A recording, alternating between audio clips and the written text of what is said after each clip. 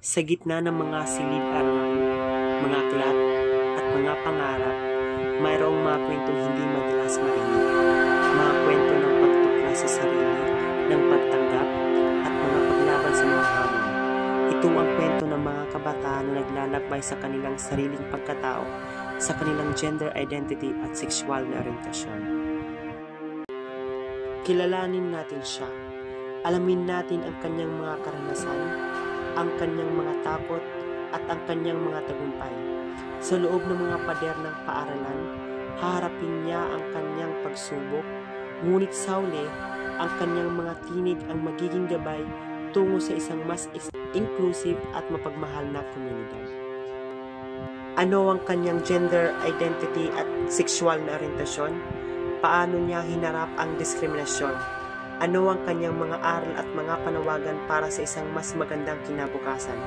Samahan ninyo kami sa paglalakbay na ito sa pagtuklas ng katotohanan at pag-asa. Sa lahat, magandang umaga.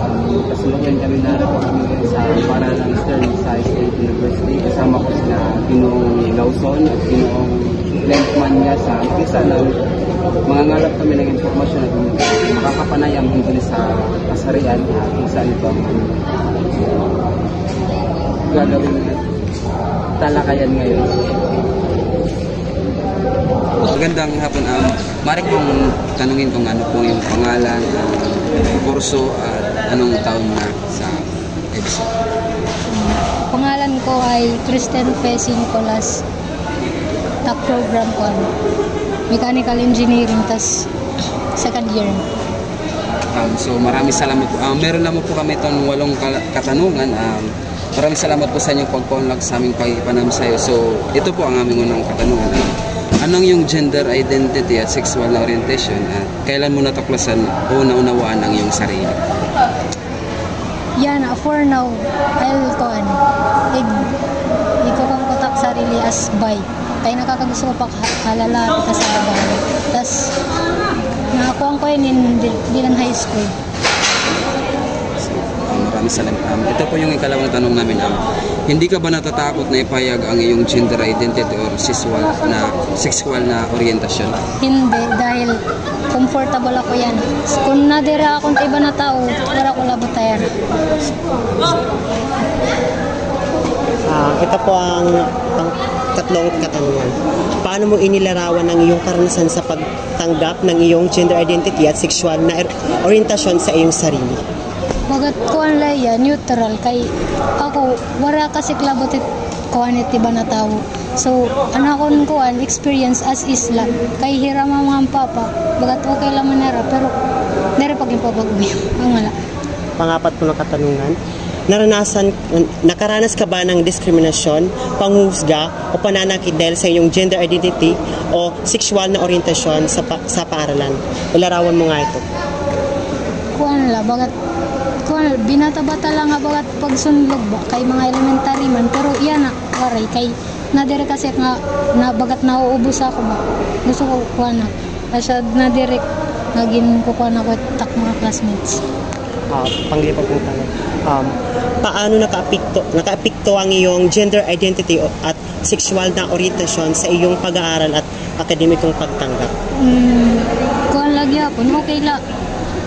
Itak kuan tak gender yan na bagat nabulig ya sa school ko kay dira akneragin ko kuan ba as lower.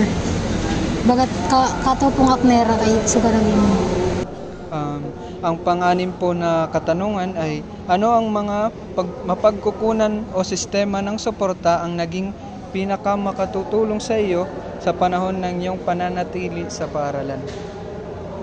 Bagat coping mechanism, di ba? Opo. About akong gender gyapon. Kung hindi ka nakuha support. Social media, bagat kaya social media kasi open yung door about sugadin na topic, so mas nakakaintindi kaya kung trata na lang family na ko nakuha mga words of wisdom. So, pang-pito naman po ay ano ang iyong mga natutunan mula sa iyong mga karanasan at paano ka nito nabago bilang isang tao? As a kuan, bulig ha kuan, LGBT. what mas naging open ako ha, mga kuan na mga thoughts na dirila lalaki ng babae kuan na rin. Tas mas nakakaintindi ka po mga feelings ibagya po kay bagat nafi-feel ko gapitar nafi-feel kay Dani nafi-feel ko gapit. Panghuli naman po, ano ang iyong mungkahi para sa mga paaralan upang maging exclusive at supportive sa mga mag-aaral na may iba't ibang gender identities at sexual na orientasyon? Kung may rin program about protection it so gadinin dapat tututukan talaga ni radere kay magkukuan labay ra magpapagawas rin so gadinin na bagat patakaran tas for kuan laba for names la tas dire nira tututukan talaga kay it mga sugadi haamon bagat na naasay ra nga may dat sugadini nga rules na maprotekta mo tas pagkakuan ngayon dire ngayon example is ano kong classmate nagsulot yan uniform na din karon nagsulot karon lalaki tas nagpakian ng gardahiya kan ko kuno nakakuan naka-uniform ko lalaki bisan babae ka kasi Bagat discrimination yun. So yun lamang po at maraming salamat.